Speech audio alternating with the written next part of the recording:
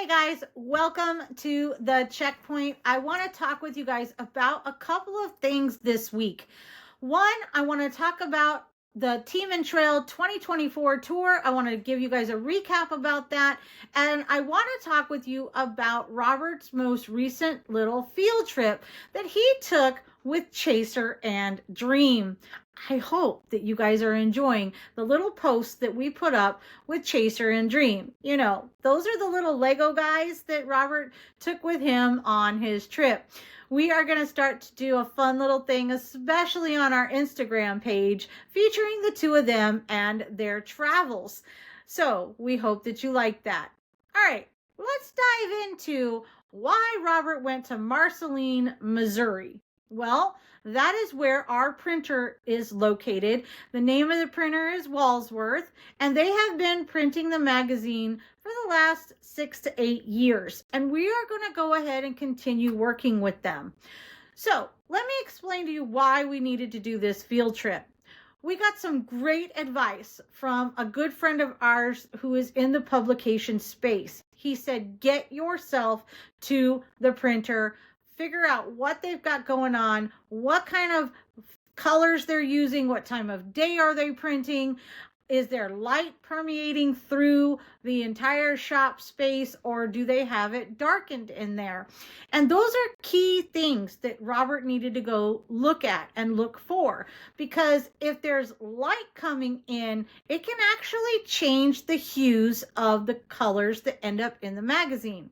For instance, my copy might look great, but the next copy in line might look a little faded or might even look brighter. So it's important that the space be darkened or be lit in a way that outside sunlight can't come inside. So he made sure that was going on. He watched their process. I think you guys may have seen a couple of the reels that he shows where the process was happening. And it's a lot of fun. This is some of the technical stuff that Robert really thrives on. He loves diving deep into the workings of how things are made and stuff like that. So Marceline, Missouri is in the middle of nowhere, Missouri. Fun fact, it is also where Walt Disney was born. So Robert got to stay in one of the only hotels in the town, a mere $57 a night. And you might think, oh my God, what kind of hotel was that? I'm sure it was a flea bag. Well, actually it wasn't.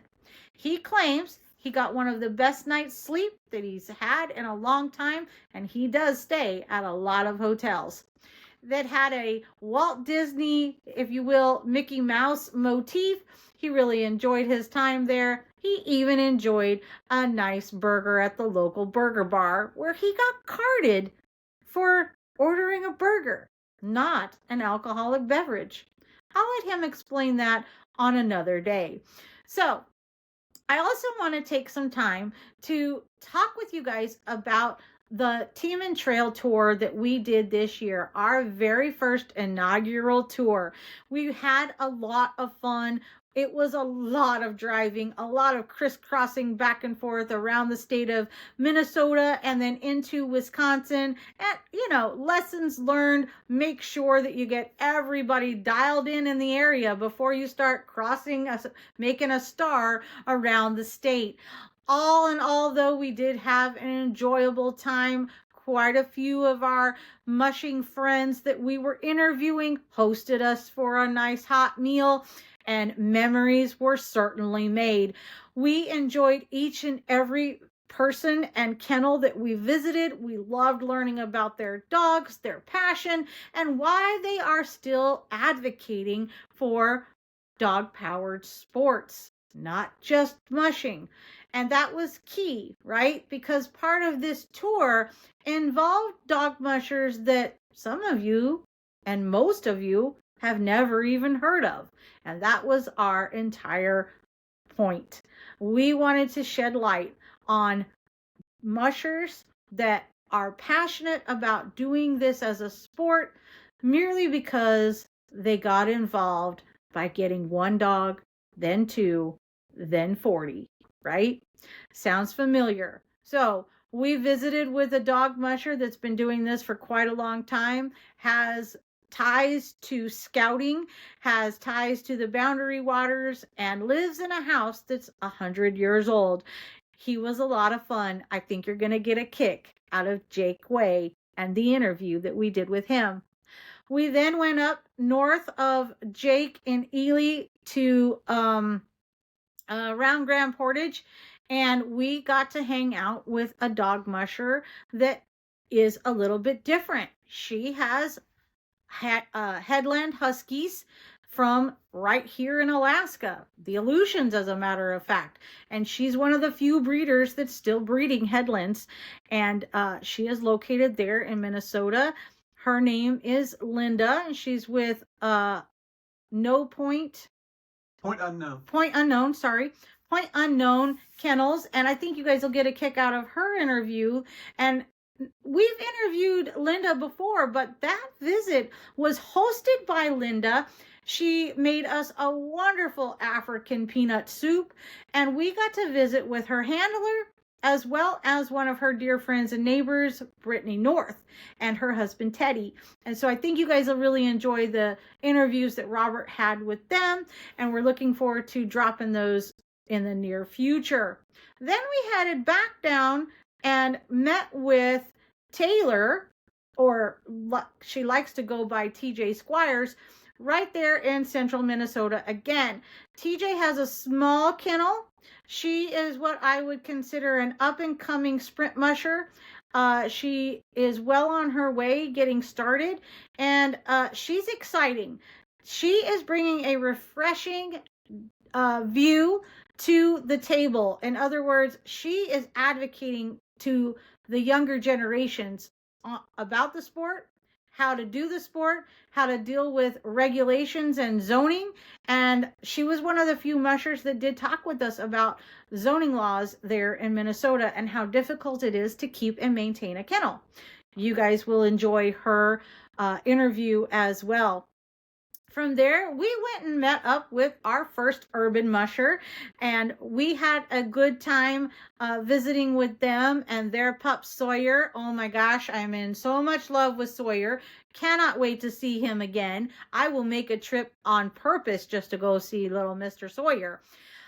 We had a good time there in St. Cloud and Minnesota, Mush, Minnesota.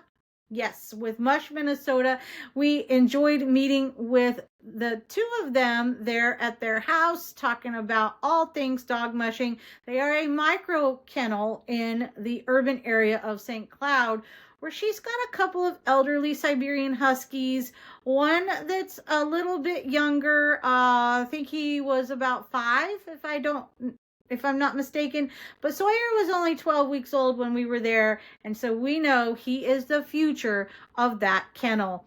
So we know that you guys are going to enjoy that interview, because that's going to pull in a lot of interest for those of you that are nervous about getting into mushing, have been fans of mushing.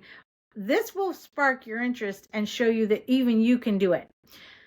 Then we drove all the way past Eau Claire, Wisconsin, nearly to Madison, to a place called Lodi. And we hung out with an old school musher by the name of Deb Glenn. Yep, Deb Glenn and her partner. And they have a beautiful piece of property in the middle of nowhere, Wisconsin, with horses and a nice lake and elderly retired sled dogs. Super great.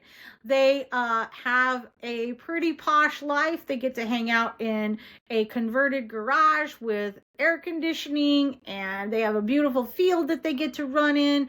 And you know what? Deb and her partner just spoil them rotten.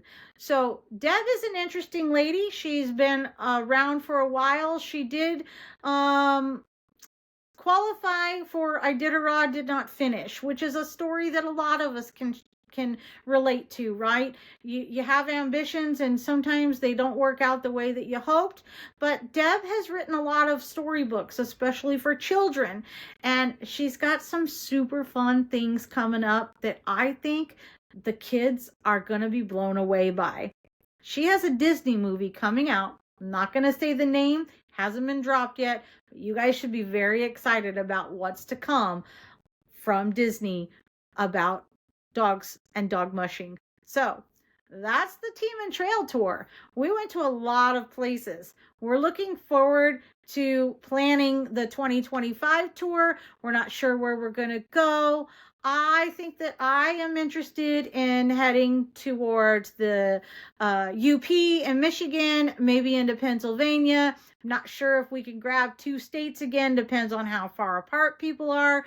But if you are interested in us coming and doing a tour in your region, or if you are a club and you are interested in having us participate in some event that is around a race or something with your club, and we can grab a lot of mushers all at once, let us know, because we are already starting to plan for the 2025 tour.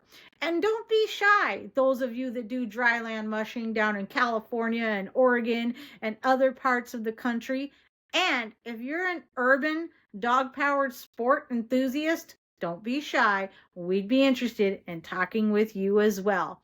As far as our Canadian and European friends, we're doing our best to figure out how we could do that and the best way possible. It actually might come down to where we have to rely on you guys to do some filming and some taking of photographs for us, and then we would do a call with you over a video platform called Riverside that we use for our podcast, and do it that way. But we're not phasing you guys out. It's just one of those things that we have to figure out how we're going to make it all happen, and eventually we will, but no, more than likely not next year.